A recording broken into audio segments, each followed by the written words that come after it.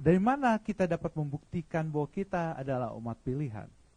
Kita adalah gereja yang sisa, Laodikia.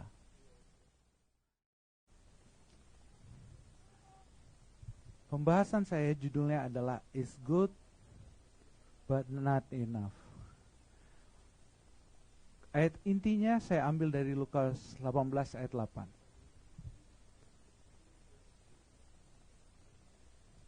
Kalau ada yang bawa Alkitabnya, buka Alkitabnya masing-masing. Saya nggak taruh di layar, supaya kita buka Alkitab kita. Lukas 18 ayat 8. Akan tetapi jika anak manusia itu datang, adakah ia mendapati iman di bumi?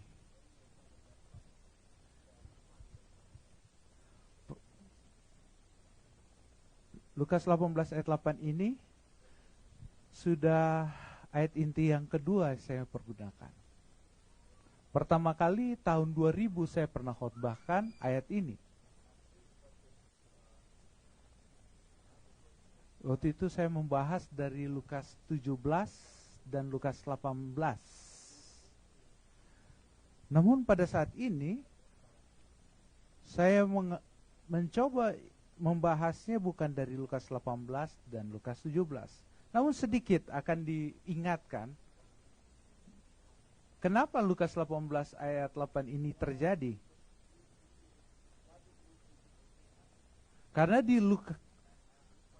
Karena Lukas 17 ayat 20 ada sebuah pertanyaan dari orang Farisi. Orang Farisi bertanya, apabila kerajaan Allah akan datang, Yesus menjawabnya, kerajaan Allah datang tanpa tanda lahiriah. Kenapa sampai harus itu terjadi? Pertanyaan itu keluar. Karena orang Farisi ingin tahu kapan kerajaan Allah itu datang. Seperti tadi Yesus itu selalu membahas sesuatu itu untuk apa? Misinya tentang kerajaan Allah yang akan segera hadir di dunia ini. Namun pada saat orang Farisi itu bertanya tentang kerajaan Allah, sesungguhnya jawaban Yesus di Lukas 18 ayat 8 itu adalah templakan buat orang Farisi dan juga orang Yahudi pada saat itu.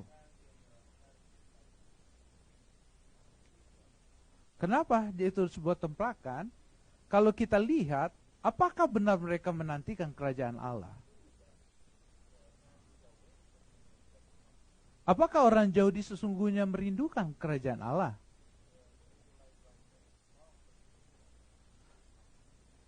Kalau kita lihat pada pengalaman yang Yesus alami sendiri pada saat dia lahir di dunia ini, maka kita akan lihat apakah mereka bersedia atau mereka memang tidak bersedia.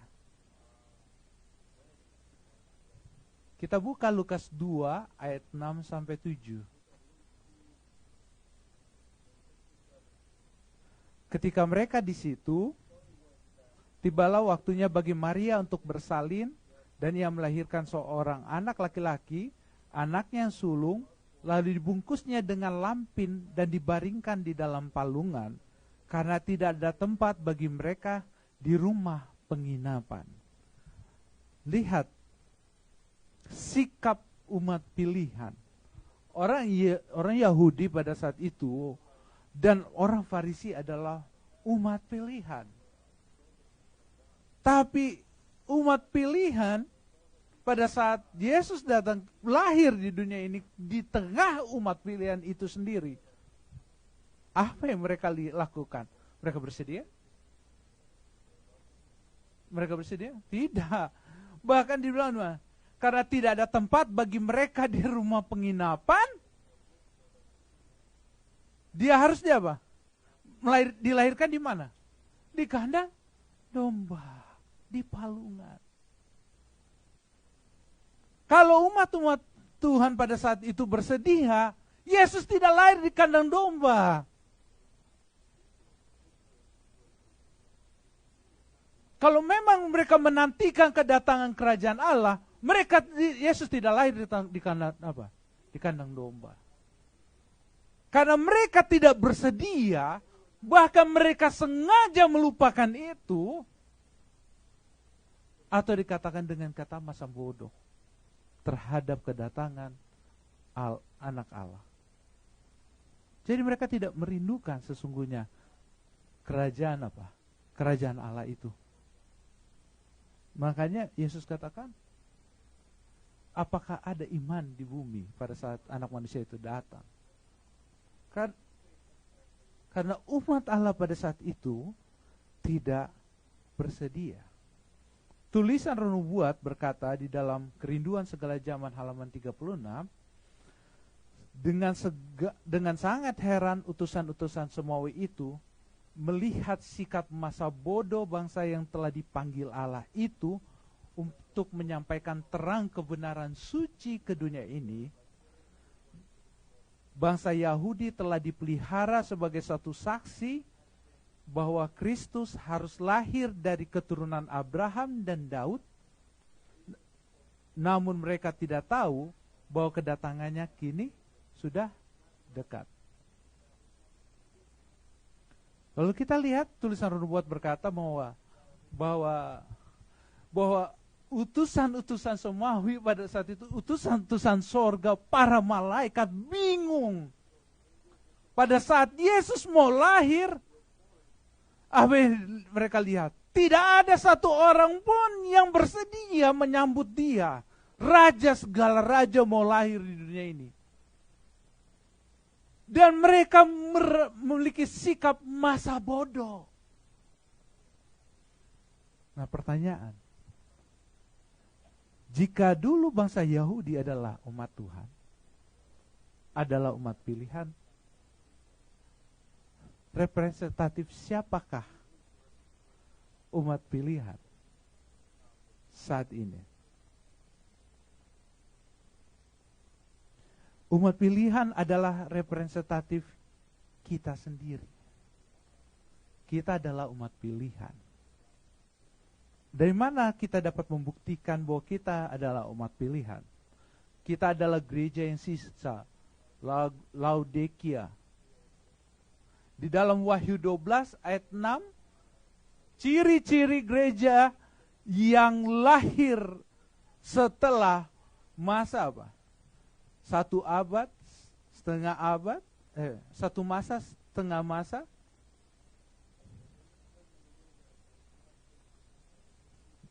Setelah apa?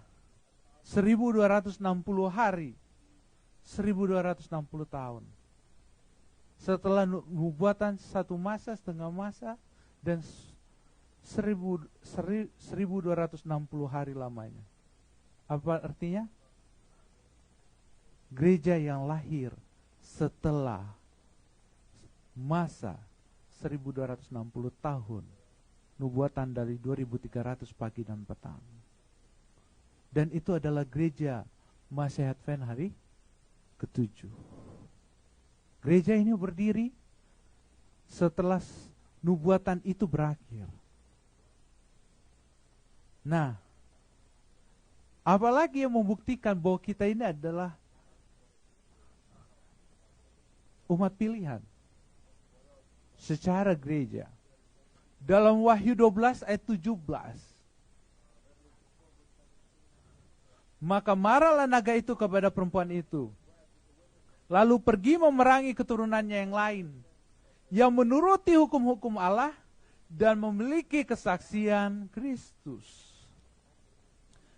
Kita semua adalah representatif bahwa kita adalah umat yang sisa dengan meyakini bahwa kita ini telah gereja yang sisa, gereja yang terakhir, gereja Laodikia. Dan kita memiliki apa? Kita memiliki apa? Mengaku berdiri atas hukum-hukum Allah dan kesaksian Yesus. Kita memelihara hukum-hukum Allah dan sekarang kita memiliki kesaksian Yesus. Kesaksian Yesus adalah Roh Nubuat. Nah, pertanyaan, apa yang kita lakukan? Apa yang kita lakukan sebagai umat yang sisa? Apakah kita akan mengulangi apa yang dilakukan oleh umat pilihan yang pada saat Yesus lahir yang pertama.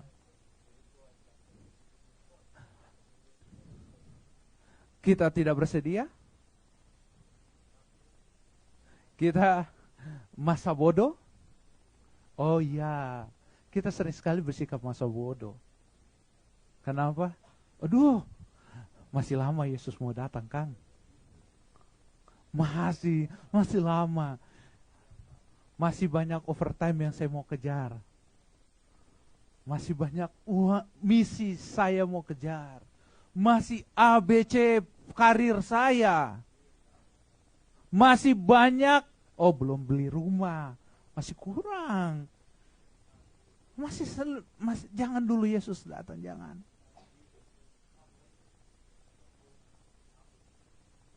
Itu adalah sikap dari apa? Orang Yahudi pada saat itu. Kenapa mereka nggak bersedia? Karena mereka sudah tidak lagi memikirkan lagi kedatangan Yesus yang pertama pada saat itu. Tidak mempelajari, mereka dengar, diajarin. Tapi bagi mereka itu tinggallah sebuah cerita yang tidak pernah terjadi. Dan tidak akan terjadi. Bagi mereka tidak lagi apa? Sebuah hal yang sangat penting. Untuk apa? Sehingga mereka masa bodoh. Andaikan mereka memang terus mempelajari, maka mereka tahu kapan Yesus datang. Kapan Yesus datang dan kapan dan di mana Yesus akan lahir. Dan mereka akan cari dan bersedia.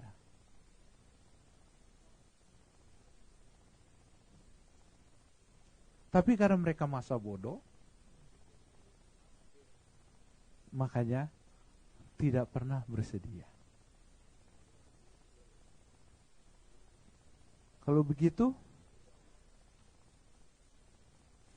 apa yang menyebabkan kita juga adalah jemaat yang terakhir. Di bacaan tulisan nubuat itu, bangsa Yahudi dipelihara sebagai apa? Saksi bahwa Kristus harus lahir dari keturunan Abraham dan Daud, namun mereka tidak tahu bahwa kedatangannya kini sudah dekat. Sekarang, kita adalah umat yang sisa. Tapi kita memiliki misi yang sama seperti orang Yahudi punya misi. Yahudi menjadi apa? Saksi bahwa keturunan Kristus itu harus lahir melalui siapa? Keturunan Abraham dan keturunan siapa? Daud. Dan kita memiliki misi yang sama. Misi yang sama yang kita miliki dalam Wahyu 14 ayat 9 sampai 12, pekabaran malaikat ketiga yang menyatakan bahwa kita harus apa? Menyatakan kepada dunia bahwa binatang itu akan memberikan tanda kepada dahi dan pada tangan, dan akibatnya akan orang yang memiliki tanda di dahi di tangan itu akan minum cawan murka Allah. Dan nasihat daripada Kristus kepada umatnya yang penting di sini ialah ketekunan orang kudus yang menuruti perintah Allah dan iman kepada Yesus. Pekabaran malaikat ketiga harus dinyatakan secara terang benderang. Tadi pagi pelajaran sekolah sahabat katakan apa? Bersaksi.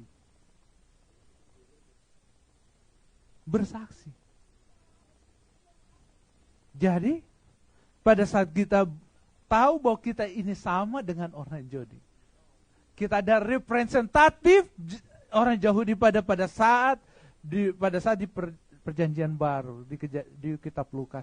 Kitalah itu sesungguhnya.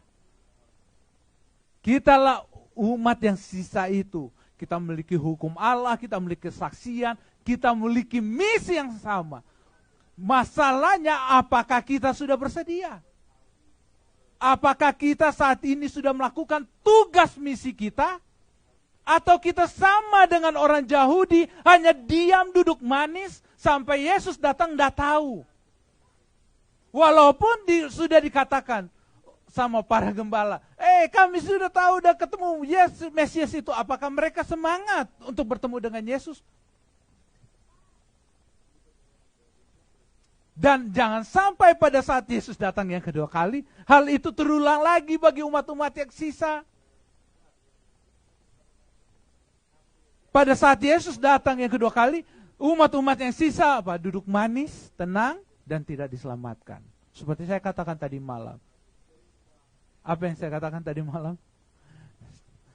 Lebih baik jadi orang korupsi daripada apa? So datang 70 tahun di gereja, nggak masuk surga.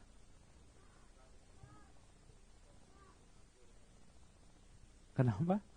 Karena kita tidak apa? Tidak melakukan misi kita. Kita datang ke gereja, duduk manis, habis itu pulang. Kalau kita begitu terus, apa kita berpikir bahwa kita sudah siap ke surga? Apakah kita berpikir bahwa kita sudah yakin bahwa Yesus sudah mau datang untuk kita? Apakah kita yakin bahwa kita dapat diselamatkan? Kita sama dengan orang Yahudi. Kita mengulangi kesalahan yang mereka lakukan. Nah, sekarang kenapa saya berikan judul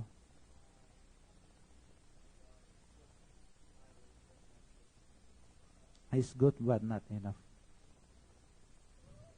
Karena orang Yahudi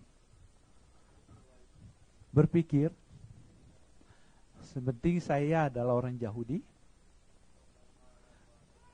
saya datang ke gereja, saya memberikan perpuluhan, banyak perpuluhan dikasih. Orang Yahudi itu memberikan perpuluhan luar biasa, tepat.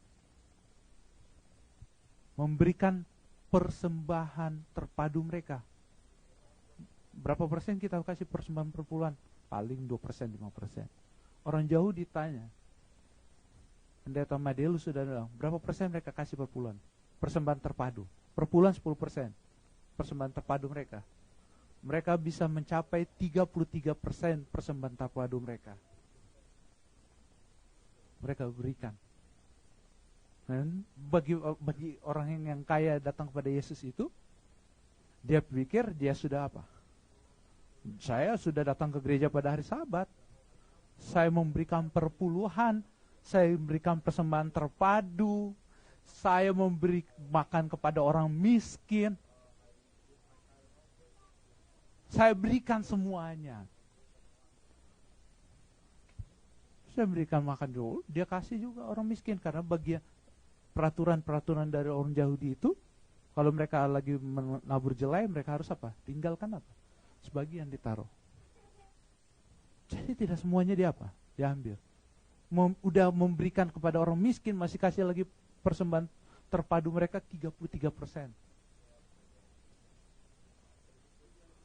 Kalau orang kasih persembahan berapa? Persembahan terpadu 2%, 5% gitu kan? Itu kita sudah, orang Yahudi itu begitu ketatnya, sudah begitu mereka bilang, Yesus katakan apa? Not enough. Not enough. Kenapa not enough? Kalau kita mengaku kita menjadi anggota gereja Masyarakat 7, kita datang ke gereja setiap hari Sabat, memberikan perpuluhan, memberikan persembahan. Apakah itu masih enough? Not enough. Tidak. Tapi itu baik. Baik kita datang ke gereja pada hari Sabat.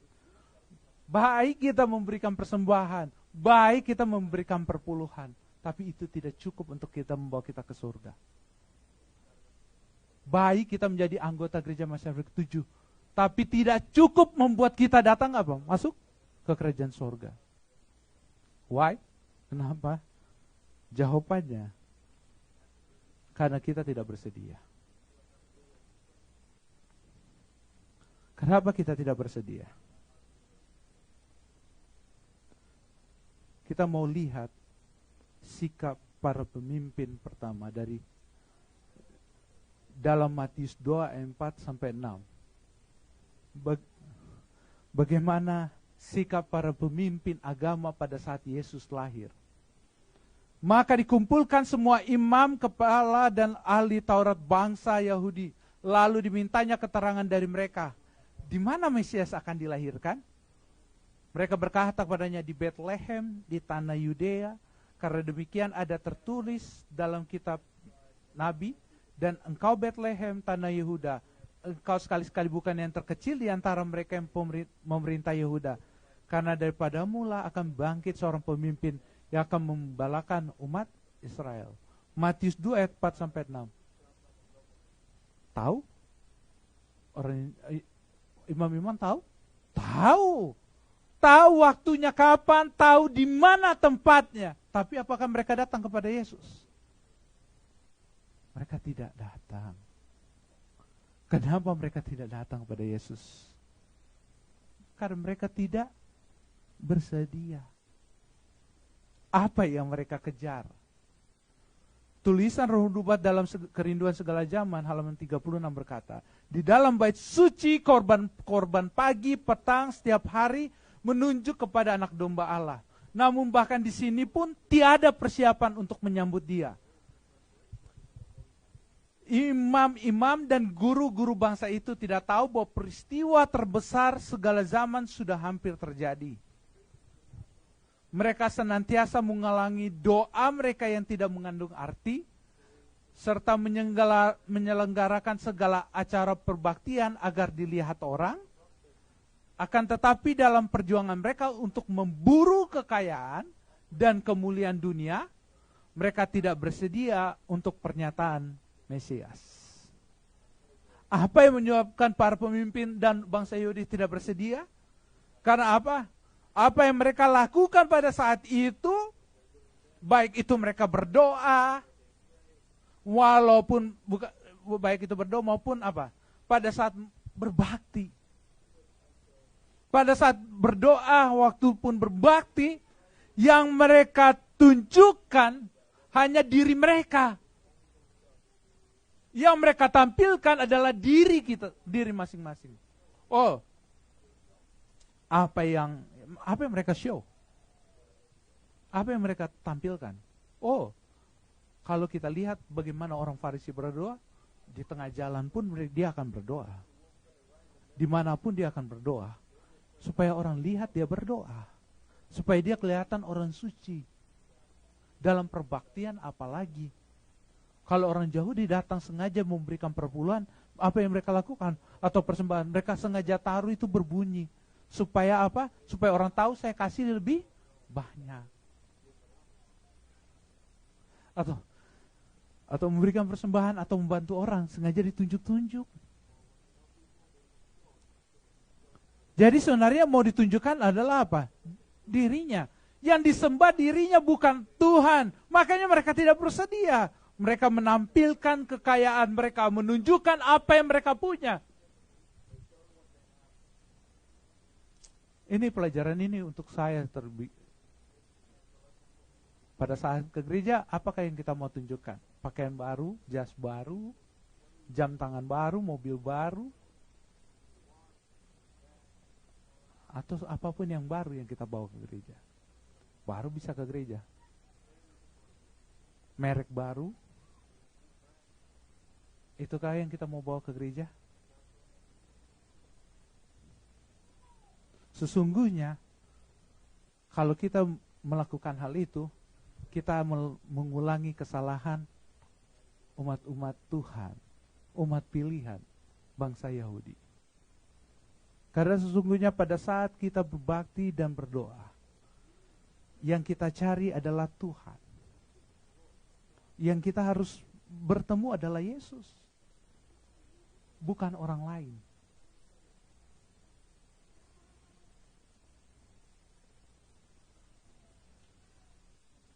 Namun jangan bersedih hati ya. Di antara banyak umat pilihan tetap ada yang bersedia. Jangan pikir bahwa tidak ada yang bersedia, ada yang bersedia. Yesus juga berikan perumpamaan, ada 5 yang bijaksana, ada yang 5 apa? Bodoh. Siapa yang bersedia? Di Lukas 2 ayat 6-12 ada yang bersedia.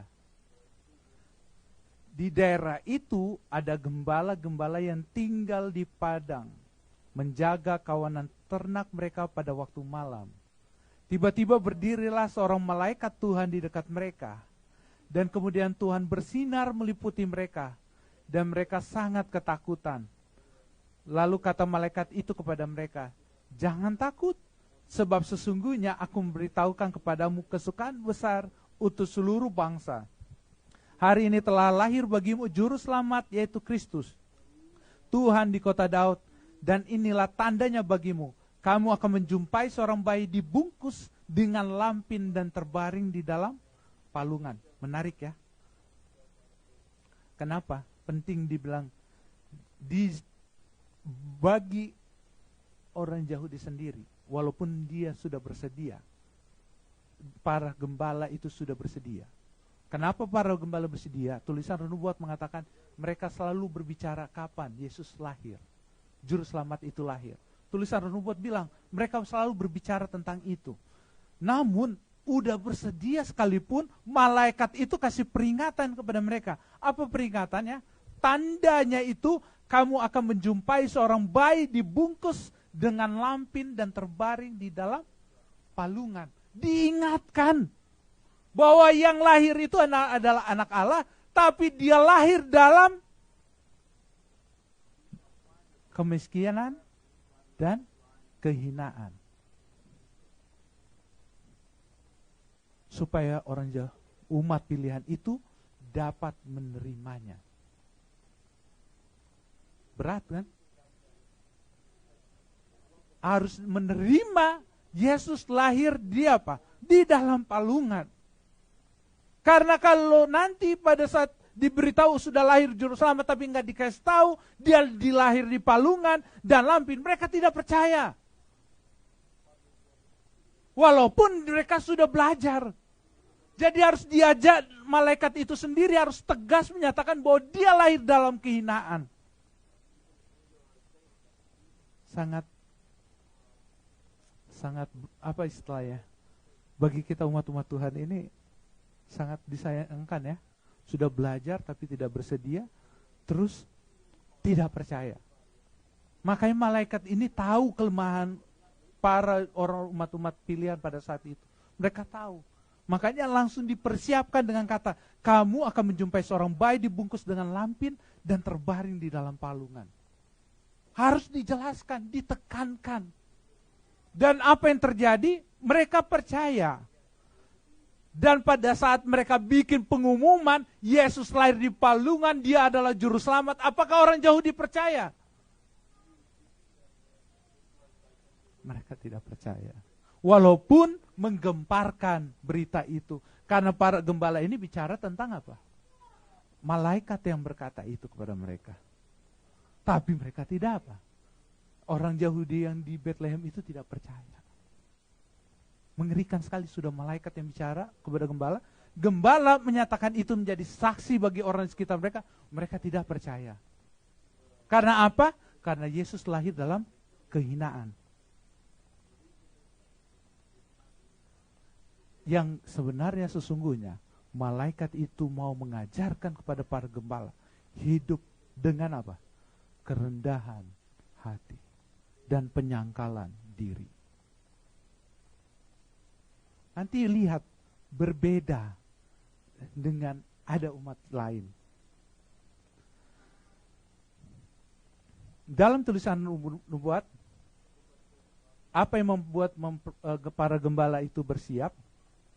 Dikatakan, sepanjang saat hening itu, mereka bersama-sama mempercakapkan hal juru selamat yang dijanjikan itu, serta mendoakan kedatangan raja itu ke tahta Daud.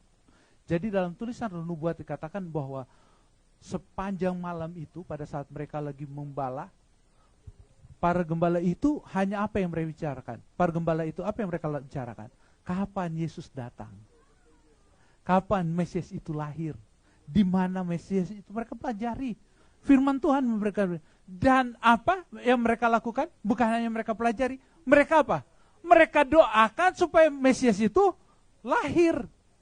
Makanya pada saat mereka berdoa itu, yang muncul di hadapan mereka siapa? Para malaikat. Para malaikat. Karena mereka memang sudah apa? Menginginkan, merindukan Mesias itu lahir. Nah sekarang pertanyaan, kalau kita udah bersedia, apa yang kita mau bicarakan? Apa yang kita akan selalu bicarakan kepada teman kita? Matthew tadi pagi bersaksi, pada saat dia bicara sama temannya, apa yang dibicarakan? Yang dibicarakan adalah tentang hari Sabat, bagaimana apa yang harus kita lakukan di gereja. Tante Olga apa yang dibicarakan? Dia bicarakan tentang apa? Apa yang ditanya Olga? Ajak orang ke gereja. Itu orang-orang yang merindukan kedatangan Yesus yang kedua kali. Supaya segera datang. Opa lelaki membicara tentang bahwa kebenaran itu apa yang, mana yang benar. Bahwa hukum Allah itu kekal, tidak pernah Tante Lucy bicara tentang apa? Tante Lucy bicara tentang dia kirim kepada semua orang-orang yang di sekitarnya.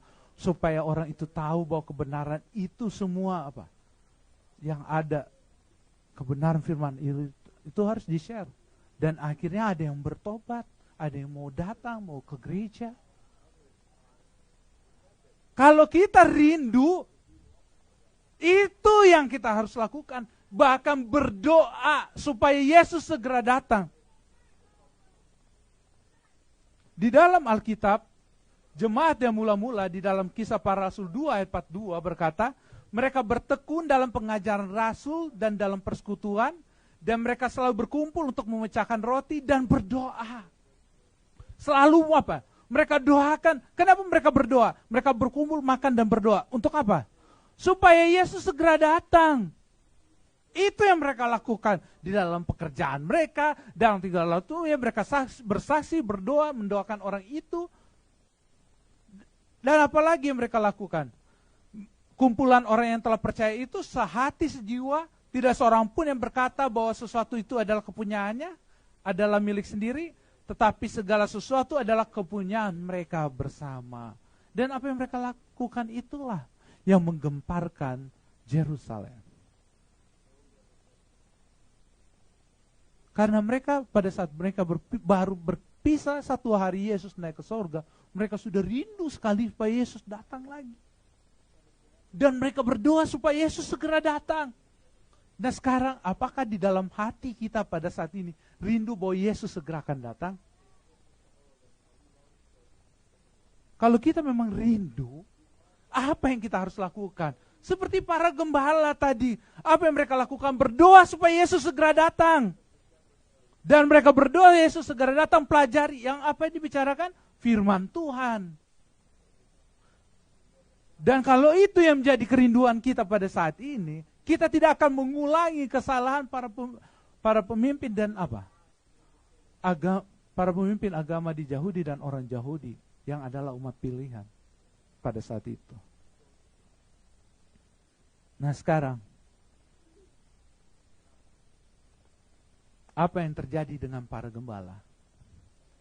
Di dalam pikiran mereka, ini tulisan Nubuat mengatakan, khayal-khayal mulia memenuhi pikiran gembala yang tengah asik mendengar dengan penuh perhatian sang pelepas itu sudah datang ke Israel. Kuasa kemuliaan, kemenangan dihubungkan dengan kedatangannya itu. Tetapi malaikat itu mesti mempersiapkan mereka untuk mengenal juru selamatnya. Dalam kepapaan dan kehinaan, dan inilah tanda bagimu, katanya kamu akan menjumpai seorang bayi bungkus dengan lampin dan terbaring di dalam palungan. Jadi, pada saat malaikat itu datang kepada gembala, mereka dapat apa? Merasakan bahwa kemenangan, kemuliaan itu ada dalam hadiratnya. Nah, pada saat kita merindukan kedatangan Yesus yang kedua kali, dan pada saat kita bekerja, bersaksi, dan mendoakan, Apa yang kita rasakan adalah apa yang dirasakan gembala pada saat melihat para malaikat. Hatinya senang, berbahagia. Kita akan melihat bagaimana hayal-hayal mulia itu akan dipenuhi dalam pikiran kita.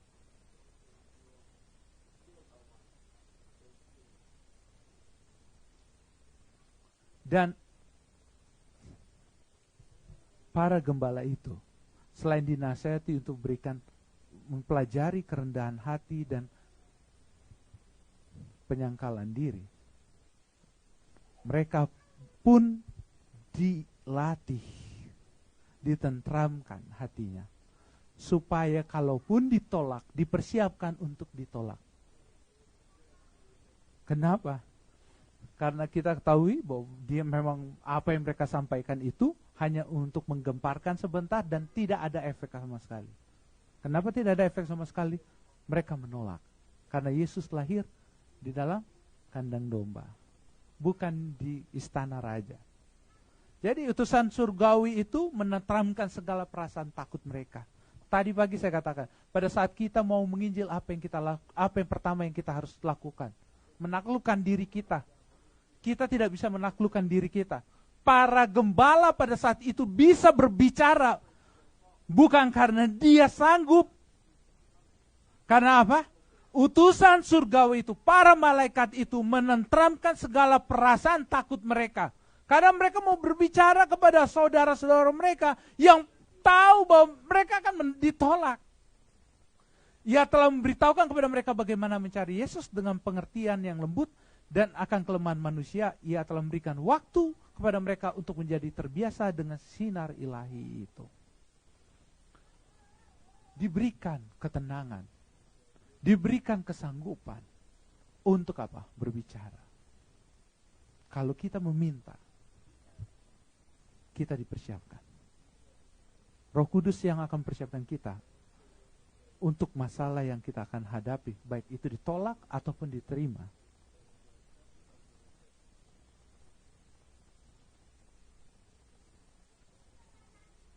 Dan apa yang terjadi? Pada saat gembala itu berbicara, semua orang yang mendengarnya heran tentang apa yang dikatakan gembala-gembala itu kepada mereka. Lihat, tapi apa yang terjadi? Tetapi Maria menyimpan segala perkara itu di dalam hatinya dan merenungkannya.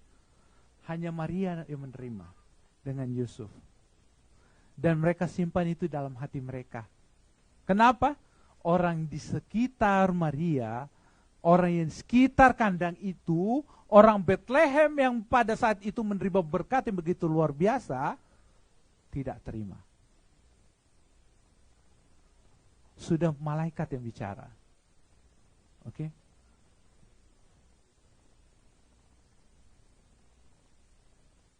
Nah sekarang, inilah tantangan kita umat Allah. Ternyata jangan berpikir bahwa kita tuh umat Allah.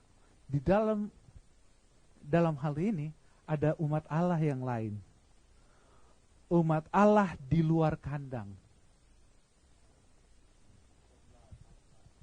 Di dalam Matius 2 ayat 1 sampai 2 berbicara, sesudah Yesus dilahirkan di Bethlehem di tanah Yudea, pada zaman Raja Herodes datanglah orang-orang Majus dari timur ke Yerusalem dan bertanya-tanya, di manakah dia, raja orang Yahudi yang baru dilahirkan itu? Kami telah melihat bintangnya di timur dan kami datang untuk menyembah dia. Jadi ada umat Allah di luar kandang yang bersedia. Bukan hanya kita umat Allah. Ada umat Allah di luar kandang yang bersedia. Siapa yang bilang itu? Tulisan Kerinduan Segala Zaman halaman 49 berkata, orang Majus adalah representatif umat Allah yang bersedia, tapi masih di luar kandang. Orang Majus yang datang dari timur itu adalah ahli-ahli filsafat. Mereka termasuk dalam golongan yang besar dan berpengaruh yang meliputi orang bangsawan dan memiliki banyak harta dan pengetahuan bangsa mereka. Di antara orang-orang ini banyak yang memperdaya kepercayaan yang bukan dari khalayak ramai. Yang lainnya adalah orang-orang tulus hati, yang suka mempelajari segala petunjuk Allah dalam alam kejadian dan dihormati atas kejujuran serta akal budi mereka. Inilah sifat orang Majus yang datang kepada mereka. Menarik, tulisan Roh Nubuat menekankan satu hal. Dikatakan orang Majus itu representatif umat Allah yang bersedia tapi masih di luar kandang. Tapi penekanannya bukan di situ saja. Apa yang membuat mereka datang ke kandang, bertemu dengan Yesus? Jawabannya adalah mereka mempelajari segala petunjuk Allah melalui apa? Melalui apa? Dalam alam kejadian, kondisi dunia, apa yang terjadi di dunia. Mereka lihat, akan ada apa bintang itu? Kenapa ini bintang ini berbeda? Mereka pelajari itu. Ini bintang. Ini bintang beda. Ini bintang ini bukan bintang biasa. Dan mereka pelajari itu. Mereka buka apa? Alkitabnya orang Ibrani. Setelah dari alam mereka buka apa? Firman Tuhan. Menarik. Sekarang banyak orang yakin bahwa Yesus sudah semakin segera datang. Bukan hanya orang Advent. Di luar sana banyak orang non-Advent yang percaya bahwa Yesus segera akan datang. Tanpa belajar nubuatan 2300 pagi dan petang, dan nubuatan Daniel dan Wahyu, mereka sudah percaya bahwa Yesus sudah mau datang. Dari mana mereka dapat itu? Mereka banyak rajin menyatakan, bersedia, Yesus mau datang, mau ini itu, dunia semua berakhir. Banyak orang yang bilang itu sekarang di luar sana. Kenapa mereka lihat, dari mana mereka tahu bahwa Yesus mau datang? Jawabannya adalah mempelajari segala petunjuk Allah dalam apa? Alam dan kejadian. Kondisi dunia pada saat ini udah menandakan bahwa dunia ini segera berakhir. Apa yang terjadi sekarang? COVID-19 belum selesai. Penyakit COVID-19 belum selesai, ada penyakit lain kan? Perekonomian dunia. Eropa dulu sangat tangguh, bahkan di atas Amerika. Saat ini bertukuk lutut di hadapan Amerika. Semua dunia di bawah kaki Amerika pada saat ini. Kenapa perekonomian Amerika sesungguhnya dalam keadaan kondisi yang parah sebenarnya. Namun tidak ada efek dalam keadaan saat ini. Yang kita lihat saat ini malah harga minyak turun ya. Padahal kalau kita lihat pergi ke Eropa, berapa tuh harga minyak di sana? Banyak orang perhatikan itu sekarang. Mereka udah lihat itu semua. Wah, ini apa ini? Tanda apa ini? Penyakit nggak berhenti-henti. Di Alkitab itu memang mau datang Yesus. Mau datang dengan penyakit yang sudah tidak berhenti-henti. Mau perang nggak berakhir-akhir. Ya, Alkitab bilang itu. Banyak orang udah bicara di luar bahwa Yesus segera akan datang. Tapi umat Tuhan di dalam gereja Masa Berketujuh, manis-manis duduk. Tapi yang di luar sana lebih panas.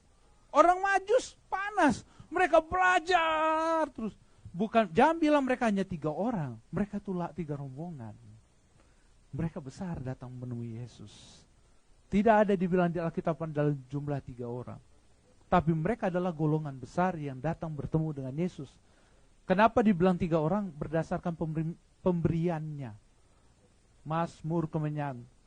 Tapi itu bukan 3 orang. Tapi lebih dari 3 orang yang bertemu dengan Yesus. Itu adalah rombongan besar.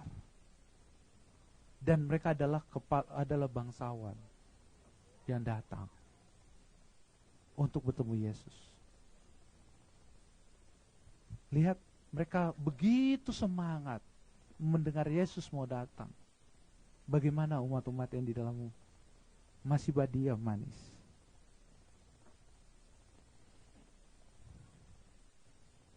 Dan dalam Kerinduan Segala Zaman halaman 450 mengatakan, terang Allah selamanya bersinar di tengah kegelapan kekafiran. Terang Allah sampai saat ini tetap bersinar, walaupun mereka bukan anggota Gereja Masa Berketujuh. Bersinar di dalam seluruh umat-umat Tuhan yang ada di. Sementara orang Majus itu mempelajari angkasa yang penuh bintang itu dan berusaha menduga rahasia yang tersembunyi pada jalannya yang ke-8 itu. nampaklah oleh mereka kemuliaan Khalik. Pada saat mereka mempelajari tentang alam, mereka bertemu dengan Kristus. Dalam usaha mencari pengetahuan yang lebih terang, mereka berpaling kepada Alkitab Ibrani. Itu tulisan nubuat yang katakan bahwa pada saat mereka pelajari alam, mereka pelajari apa? Alkitab. Nah sekarang pertanyaan sama kita, jika orang di luar sana sudah panas, sudah bersemangat bahwa Yesus segera akan datang, bagaimana kita anggota gereja masyarakat ke-7? Apa yang kita sudah lakukan? Kita mestinya pada saat ini lebih bersemangat lagi. Kenapa? Kitalah jawaban mereka. Kita yang dapat mengatakan kepada mereka, Yohanes 16 ayat 13, kita sudah memiliki pekabaran penuh, kebenaran yang sempurna, yang dibawakan oleh Roh Kudus, dan kita harus sampaikan kepada mereka, mengarahkan mereka. Itu tanggung jawab kita, tugas kita sampai di situ. Mereka mau bertobat atau tidak, itu urusan mereka. Karena apa? Mereka saat ini sedang belajar di luar sana. Lihat kondisi dunia yang sudah semakin parah, mereka percaya bahwa Yesus segera datang. Nah sekarang kita kasih tahu ke mereka apa yang Alkitab katakan, supaya mereka datang, masuk ke dalam, bertemu dengan Yesus. Dan lihat apa yang dilakukan oleh orang Majus. Karena mereka mempelajari kitab Ibrani. Kitab Ibrani maksudnya bukan kitab Ibrani perjanjian baru, seluruh kitab perjanjian lama. Mereka pada saat melihat Yesus walaupun dalam keadaan berbeda ya. Kalau orang umat pilihan harus diperingati dulu bahwa itu harus, Yesus lahir itu di kandang, di palungan yang hina. Tapi orang Majus tidak perlu malaikat bilang kepada orang Majus, orang Majus, bahwa Yesus itu lahir di palungan. Malaikat kepada orang umat pilihan dikasih tahu bahwa dia lahir di palungan. Namun pada saat mereka bertemu Yesus, walaupun mereka lihat Yesus lahir dalam wujud manusia dan juga kehinaan, dalam keadaan kehinaan, karena dia tidak lahir di istana, tidak lahir di dalam rumah orang kaya. Namun apa yang mereka tulisan rupakan, dalam penyamaran Yesus yang hina, mereka merasakan hadirat ilahi. Orang Majus tidak perlu dikasih tahu Yesus lahir di kandang. Tapi pada saat mereka lihat Yesus, orang Majus itu merasakan hadirat ilahi. Mereka menyerahkan hatinya kepada selaku juru selamat mereka, lalu mempersembahkan pemberian mereka emas, kemenyan, dan mur. Betapa ajaibnya iman mereka itu. Mungkin dapat dikatakan mengenai orang Majus yang dari timur itu, sebagaimana yang kemudian dikatakan tentang penghulu laskar Romawi di antara orang Israel, juga belum pernah kudapat iman seperti ini. Jadi, pada saat orang Majus datang, dia lihat Yesus itu apa? Bukan manusia biasa. Ini adalah raja kemuliaan. Dia lihat apa? Dia merasakan hadirat ilahi pada saat Yesus lahir walaupun dalam keadaan hina. Itulah umat yang di luar kandang pada saat mereka bertobat. Makanya pertanyaan Arda pada tadi, bagaimana kalau bertobat itu? Apa boleh pelan-pelan? Tidak bertobat. Pada saat mereka datang, orang Majus pada saat mereka memilih untuk bertemu dengan Kristus, walaupun keadaan apapun mereka terima. Kondisi apapun mereka terima. Walaupun perjalanan mereka tidak mudah. Karena dapat tantangan dari orang Yahudi sendiri. Kenapa tantangan orang Yahudi pas ditanya, di mana Yesus Raja itu lahir? Di mana Yesus raja itu mau anak raja itu yang lahir? Oh, mereka langsung bilang, siapa kamu? Kamu dari luar, sosok tahu bahwa anak muatan itu modal. Kamu sosok hebat. Iya ini nubuat di dalam. Oh enggak, kami lebih tahu dari kamu. Tantangan berat malah dari apa? Dari orang yang apa? Yang tahu. Tapi mereka terus mencari Yesus. Dan akhirnya bertemu dengan Yesus. Dan lihat apa yang dikatakan tulisan Roh Nubuat. Iman mereka sama dengan apa? Sama dengan iman yang dikatakan oleh Yesus kepada apa? Pemimpin Laskar Romawi itu. Tidak ada iman yang pernah kudapat seperti ini di antara orang Israel.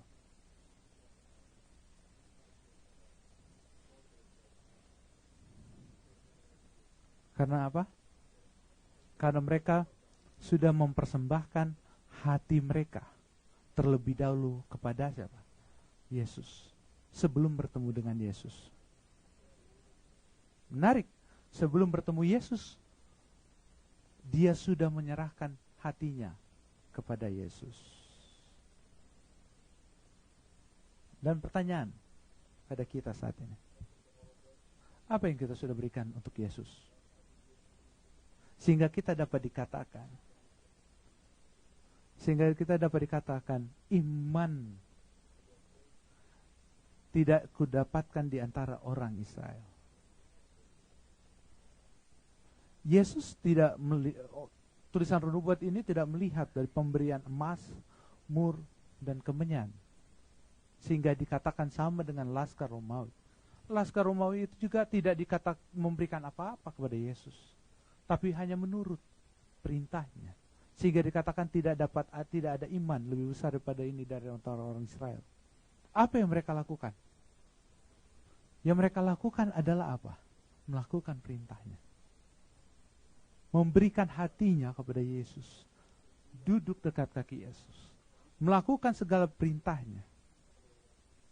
Pada saat kita menyerahkan hati kita kepada Yesus, disuruh lompat, disuruh apapun, kita akan lakukan. Seorang anak, kalau disuruh sama bapaknya, lompat kamu, dalam kegelapan. Pada saat di asap, ada gedung lompat kebakaran, seorang anak disuruh lompat sama ayahnya. Dia mau lompat, dia akan lompat. Kenapa dia mau lompat? Karena dia tahu bapaknya di bawah akan tangkap. Dalam bacaan sekolah sahabat, anak itu berenang sampai lama, dia udah hanyut. Ayahnya katakan stay, berenang terus. Dia berenang terus sampai ayahnya. Kenapa dia berenang? Karena dia tahu bahwa ayahnya akan datang untuk menyelamatkan dia. Kalau kita